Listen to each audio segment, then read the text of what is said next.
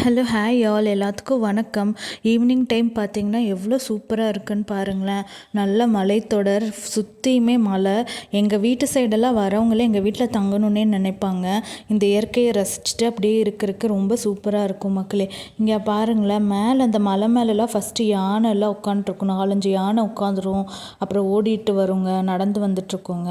நல்லா நேற்று evening time வந்து நல்லா சில்லுன்னு சூப்பராக இருந்துச்சு. அதுதான் வீடியோ எடுத்திருந்தேன். இங்கே பாருங்களேன், க்ளவுட்ஸ் எல்லாம் பார்க்குறக்கு எவ்வளோ சூப்பராக இருக்குன்னு, சுற்றி பார்க்குறக்கு அவ்வளோ அழகாக இருக்குது. இந்த இயற்கையை பார்த்து ரசிக்கிறக்கே நான் மாடியிலே கொஞ்சம் நேரம் உட்காந்துட்டேன். பார்க்குறக்கே அவ்வளோ நல்லா இருந்துச்சு பாருங்களேன். நல்லா ஈவினிங் டைமில் காற்று அந்த மலைக்கு நல்லா சூப்பராக இருந்துச்சு மக்களே. அதுக்கப்புறம் ஈவினிங் டைம் சரின்னு சொல்லிட்டு எங்கள் அம்மா பேல்பூரியும் காளான் வாங்கிட்டு வந்தாங்க. நாங்கள் வந்து 3ஆக ஸ்ப்ளிட் பண்ணி சாப்பிட்டுக்கிட்டோம். அதுக்கப்புறம் பார்த்திங்கன்னா இது இன்னைக்கு காலையில் வந்து எடுத்த வீடியோ. இது வந்து மாதுளம்பழம் ஜூஸ் தான் மக்களே போட்டு வச்சுருந்தேன். அப்புறம் இன்றைக்கி என்ன ஸ்பெஷல்னால், காளான் வந்து குழம்பு மாதிரி வச்சுட்டேன். காளான் குழம்பு வித் பாலக்கீரை சப்பாத்தி. அன்றைக்கே பண்ணியிருந்த சப்பாத்தி கொஞ்சம் மீதி இருந்துச்சு. ஸோ அதனால் அது வந்து லஞ்சுக்கு வச்சுட்டேன்.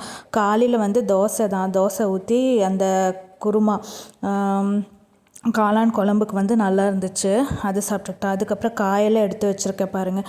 இதெல்லாம் வந்து ஃப்ரீ டைமில் வந்து நான் கட் பண்ணி வச்சுக்குவேன். அப்புறம் இது வந்து பருப்பி தான் மறுபடியும் வந்து கிண்டினேன்.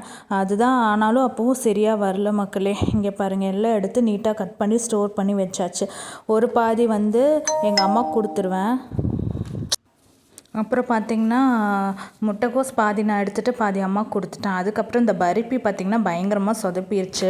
எனக்கு செம கடுப்பாயிடுச்சு. மறுபடியும் நான் பண்ணேன், மறுபடியும் அது செட்டே ஆகலை.